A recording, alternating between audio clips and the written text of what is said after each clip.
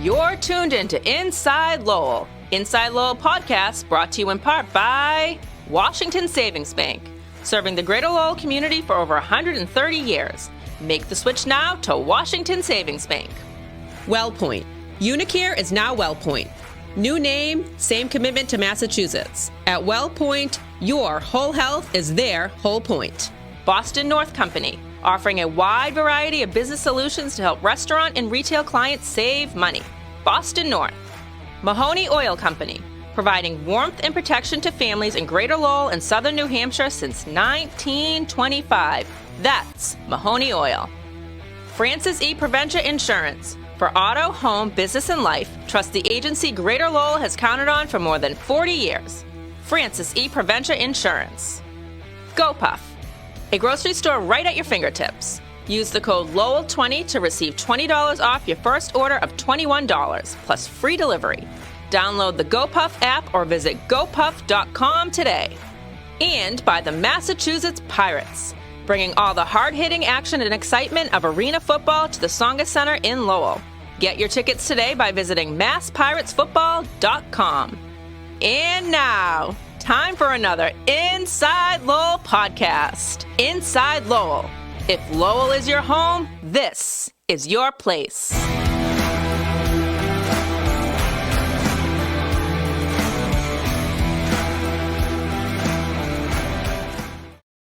Ciao, I am Jim Campanini, and welcome to this Grapefully Yours wine podcast. We're coming to you today from the WellPoint Studios in downtown Lowell on Merrimack Street. Unicare is now WellPoint. New name, same commitment to Massachusetts. At WellPoint, your whole health is their whole point.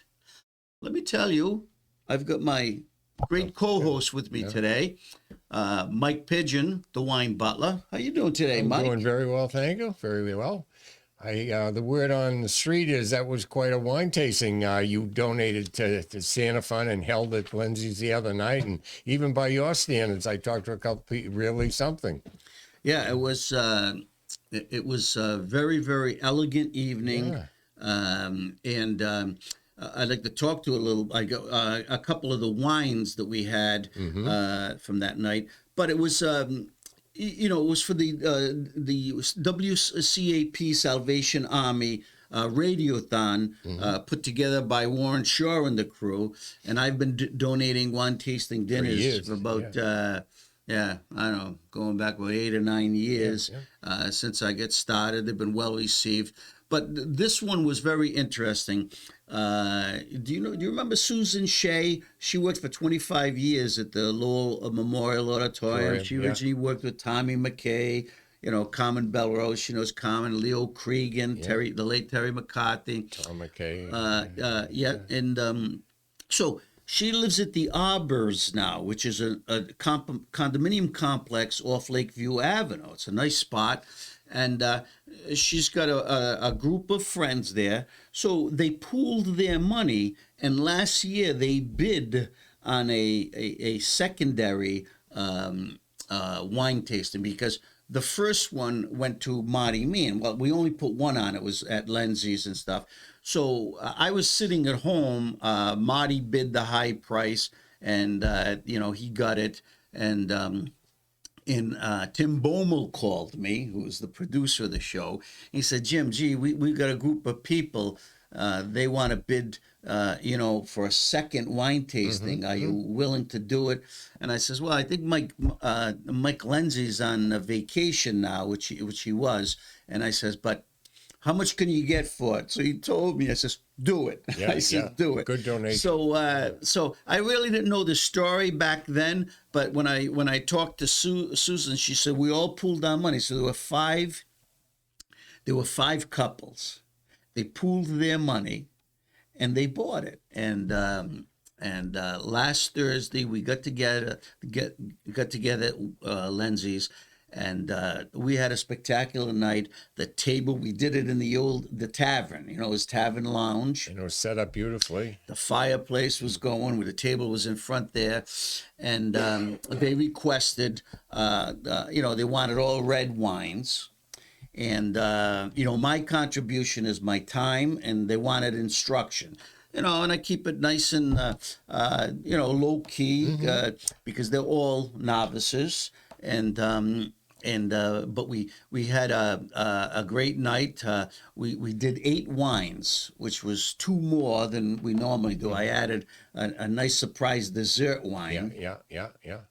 And I played a little game with them because after I taught them, the 5 S's, how to, see the wine, smell the wine, swirl the wine, sip the wine, and savor it. What the colors mean in wine and stuff.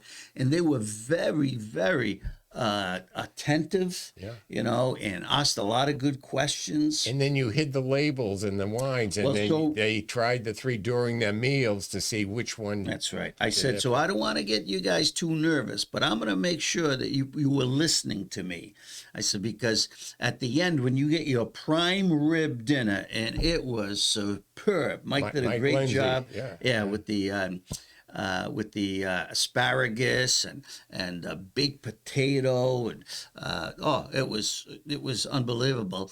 And so I had paired the wines with the different courses. We had 5 courses because Mike had made 4 appetizers leading up, to this. And I call them courses because they were good-sized dishes, and they were special appetizers that he created in the kitchen. And so I said, I'm going to play a little game with you guys. I says, I've got 2 bottles, as you can see on the tables. They're all covered up, the names and the labels. I says, we're going to taste 3 Cabernets with your prime rib.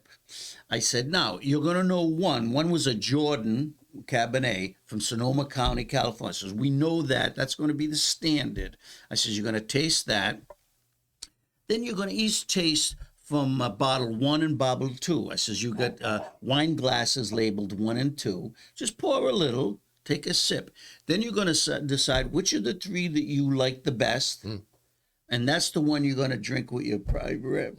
I says, and then you're going to tell me why you thought it went so well with your prime rib. That's fun. So they really sparked up. They enjoyed it, And then Mike came out with a tiramisu, and I had the Bellini Chianato that we had the week before. Remember the dessert wine? Yeah. Oh, well, they flipped. Most of them never had a sweet dessert wine.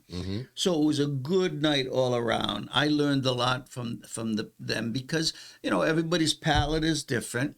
And it was a nice night, nice learning night. So that's good, a good time.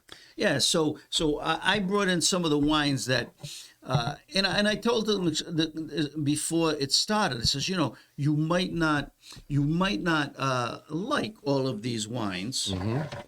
Just a pen. Go ahead. Continue. I says, you might not like all of these wines. I says, so just pour it in your. There were 2 bowls on the table. I said, just toss it away. I says, and for wine tasting, you only give everybody 2 ounces because there was a lot of wine and there was water on the table. I told them to drink a lot of water. So, Teddy. So we did. They were very, very good, but it was very slow. Piano. Now we are. It was very, very slow. The waiter, T.J. Soyden, he's a regular there at Mike's. He was spectacular. I mean, the pace was perfect. They were able to ask questions. I was able to do a little instructing and tell a couple of jokes, and stuff about wine. And but they were very, very curious, which I liked. Just didn't sit back and me come to them. They were asking about this, what gives the color of the wine, what makes it. So it was a good.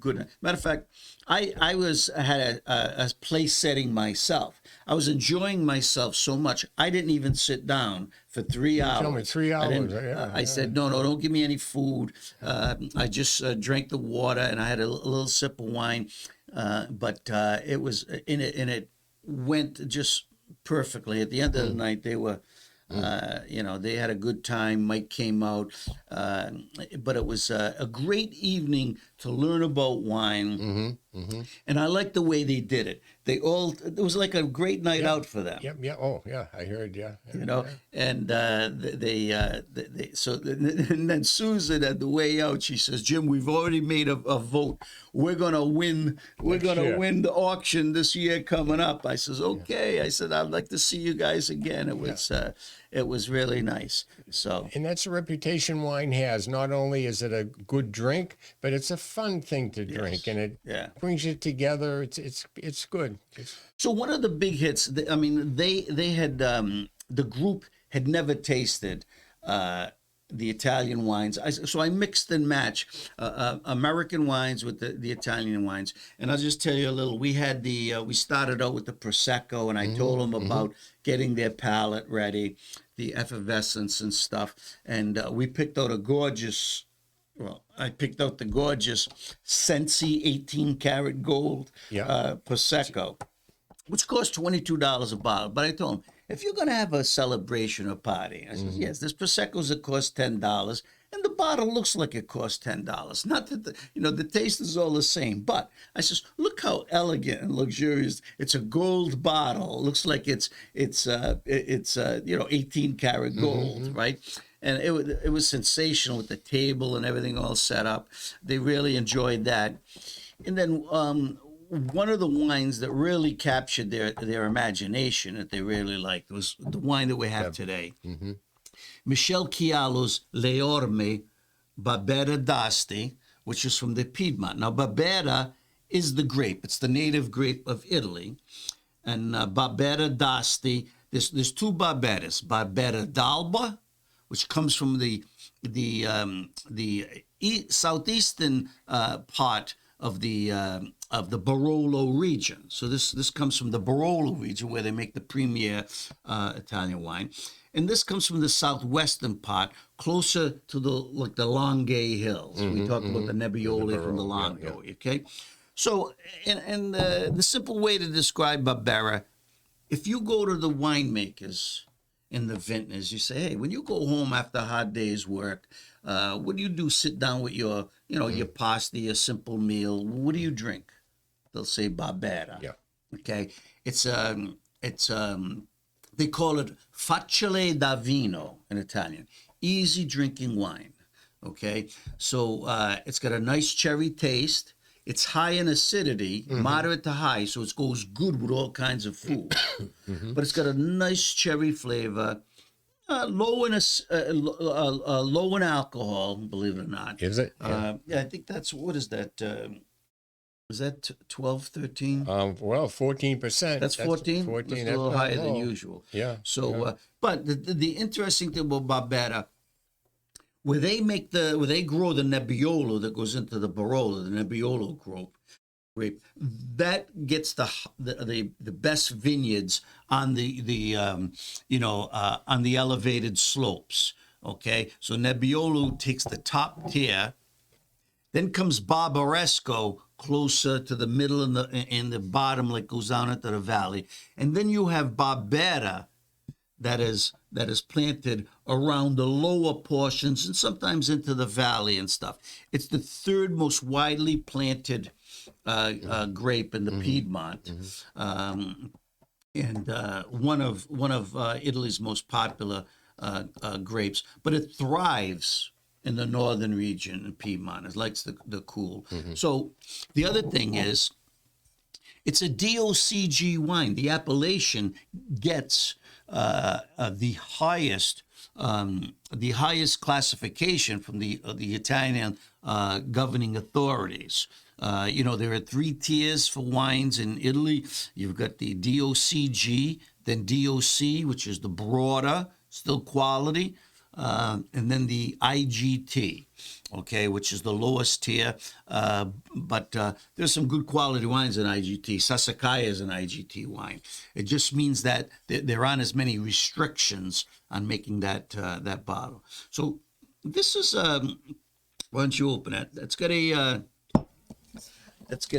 screw cork. And after they taste this, because Michael made a torte, like one of the appetizers with a raspberry glaze, and I says, "Wow, the Barbera would go tremendously with this because it's got a cherry raspberry taste.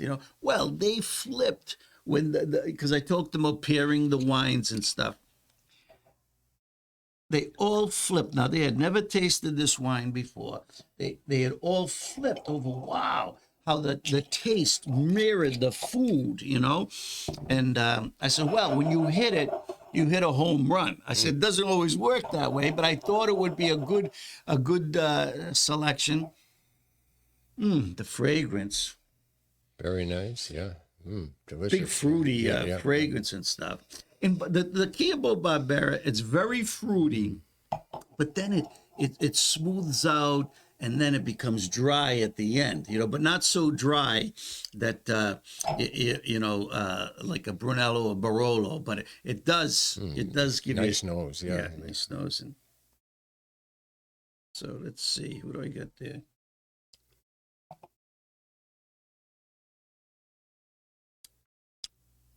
Can you detect that raspberry and cherry? And, yep. Yeah.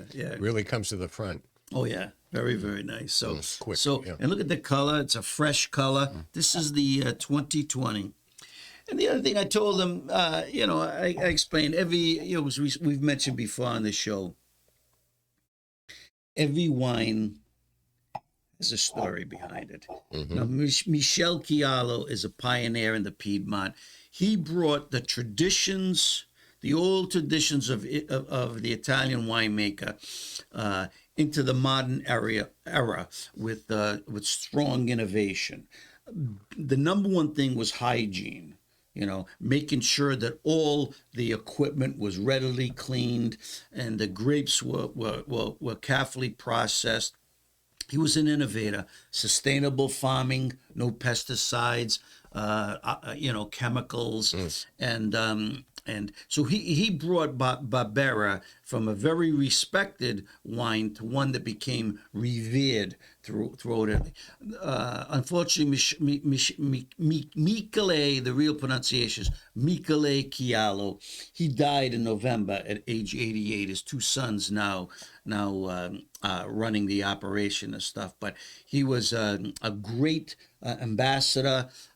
He sat on some very prestigious winemaking boards, and but he's been to a couple of times. He was at the Vino Italiano. I was there for his Barolo night. He makes Barolo and stuff. So what do you think? What do you think? A lot of those old Italian vintners and whatever in the wine fields, they live to be in the late 80s all the time. You think it's from me drinking the wine? I mean, it's healthy, I think, for you. The more I read about there's it, been discussions about if it's healthy or not, but they all seem to live into their 80s. And that's what this group brought up the other night. See, they hear so many different things, about wine being good for you. I says, listen, too much of anything is not good for you. I says, you look at the Italians, even the French, they live, the Argentinians who are in the wines. I says, they do it in moderation, food, wine. I said, and because, there are a lot of good things in wine, the traits. They've been doing more and more studies. Cancer fighters and heart disease. It makes you digest food. But I says alcohol is not good for you. A lot of alcohol. So let's get that right out there. But a good glass of wine with the dinner at night, it's not going to harm you. It's going to help you. No. So, but the Italians, vegetables, and and a lot of fish in their diet, and the pasta, right? So that was a big hit. And then I said to myself, how much do you think this wine costs? And went around the table, $25, $35. They all thought it was over $30. This bottle of Barbera d'Asti, which scored 89 to 90 points, $12.99. So they, it was they flipped over that. Yeah, and even the one we had last week, the Zoe, that was the same price too. You can get some really nice wines for $12.99 and a little up. Oh yeah. And one of the points I make, I asked the group, I says, where does wine get its color? you know. And some of them say, oh, the grape skins. I says, yeah, that's very, very good. I said, the Skins, red. yeah. And I says, can you make a white wine from a red grape? Yep. And most of them says, no. And I said, absolutely. I says, well, you just told me the skins. So you Just take the skins away, off. it's the pulp. There's your pulp. So, and I said, it's happened. I said, remember the white Zinfandel that we used to sell by the millions of cases in America at one time in the 70s and 80s? I said, so it was an intriguing night. They learned a lot. I gave away some presents at the end, some prizes. Great night. Great Great night. So the other wine that was very, very well received was the Pirouette. It's a left bank Bordeaux. So what we did was, before we had the dinner, I said to them, now you had a Barbera 100% varietal. You had a Pinot Noir 100% Pinot Noir. I says, now I'm going to introduce you to the Super Tuscan blend and the Bordeaux blend. I said, my Super Tuscan blend from Italy is designed to be a right bank blend, more Merlot than Cabernet. I said the left bank blend is going to be, more Cabernet than Merlot, and then Petit Verdot and the others. So they understood the distinction, Well, when they tasted this, which is made in Walla Walla, Washington, I said, you got to admire the Americans, because we've been great pioneers. I said, but the thing is, Philip Melky, who makes this wine, is French, and he's one of the top French winemakers. I said, Long Shadows Vintners in Walla Walla was started by the great and late Alan Shoup, who was the head of, I told him, Chateau Saint Michel wineries for many, many years, till he started this project. He wanted to show that Washington State could turn out fabulous, world-class wines. So he started sourcing the best grapes from around the Columbia Valley and eastern Washington State. And he contracted with 6 of the top winemakers in the world, from Italy, from Argentina, from France, and even Australia. And he said, come in here, I'll pay you. I want you to stay here, make the wines at my thing, and then you could go back. Well, Philippe Melka, that's his name, Philippe Melka, has been doing this at Long Shadows for about a decade. It's one of the wine clubs I joined.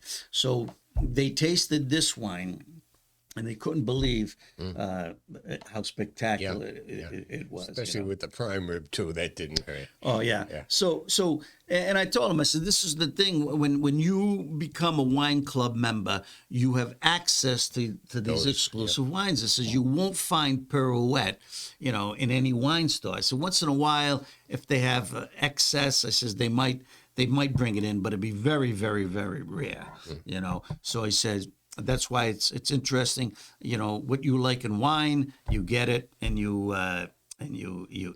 drink it, So, but this has a rich taste, very luxurious, and I've had this for Easter before, Special wine. Special wine, Good so it's wine, very good. So going back to our 2 mystery wines, I put the wrappers on the wines. They tasted the Jordan, then they tasted number 2, number 1, and oh man. So then after they raised their hands. Well, they picked number 2. There were 10 people. 1 voted for the Jordan, which was from California. 3 voted for what turned out to be Drew Bledsoe's Cabernet Sauvignon. Okay, and then 6 of them picked number 2. And when I revealed it, I says, who would think that you'd be drinking an Argentinian Cabernet Sauvignon? Well, once again, there's, oh my God. And I says, well, we cheated a little because this is a 2014. The others are younger.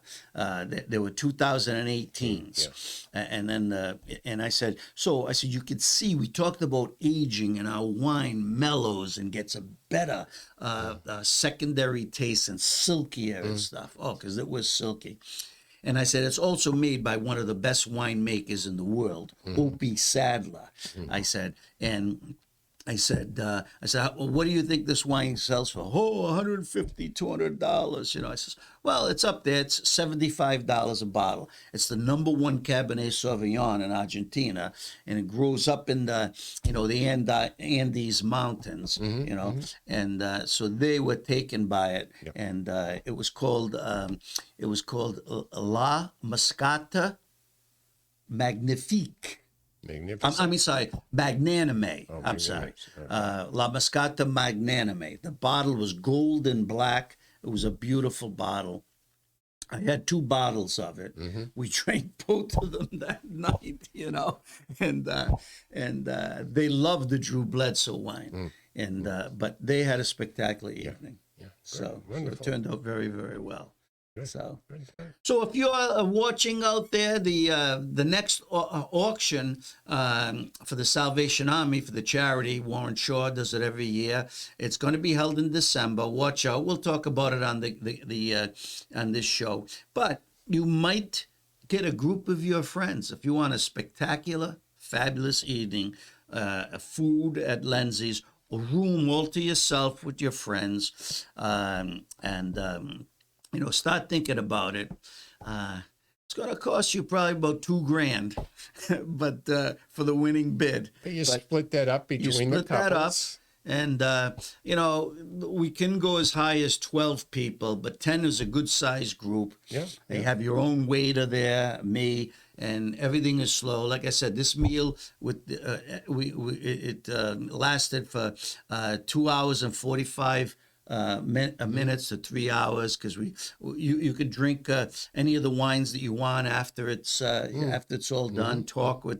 We talked with Mike and what went into the selections and stuff like that. So it was a great learning experience, but also a great night of conversation with friends and spectacular. So now, Mike, you have that every week at my house. Oh, absolutely. So you don't have to bid. Right after I cut your lawn. Yeah, sure. Very nice, very nice. So one thing I want to ask you before we close this show, Thursday night, the Red Sox opened their season in Seattle. Okay, I mean, look at all the prognosticators. They don't think the Red Sox are going to climb out of the cellar. What do you think they'll win more games than they lose? Last year, they were 6 games under 500. What do you think? Well, last year the Patriots didn't have a quarterback. You saw how that happened. The Sox don't have a pitching staff, and they're going to. I think we're going to see some high-scoring games from the opposition, which is going to put. Fourth in the Orioles, Yankees. Orioles and Yankees are stacked. I can't name. I used to be able to name every position and the people. Now, other than Rafael Devers, I don't know who's on that team. They don't have an ace starter, and the people they do have are talented, but injuries affect everything. It's a long season. They do have a good young talent on the team, but I tell you, I am just disappointed. Yeah, water finds its own level, and they might have a little streak, win 4 or 5, maybe at the beginning, halfway, but they're going to go right back to who they are, which is not very good. I think they're going to be fun to watch, but I can't see them outlasting any of those other teams that are much more talented in the American League East, which is loaded. So we'll see. Hopefully we'll still drink champagne at the end of the season, but maybe for different reasons. Maybe Devers will be the most valuable player. I don't know. So this is also Easter week, so we want to wish everybody out there a very happy, safe, and fun Easter. And then we have Greek Easter coming up in May. We'll talk about that. So until next week, may the wine be with you. It was good.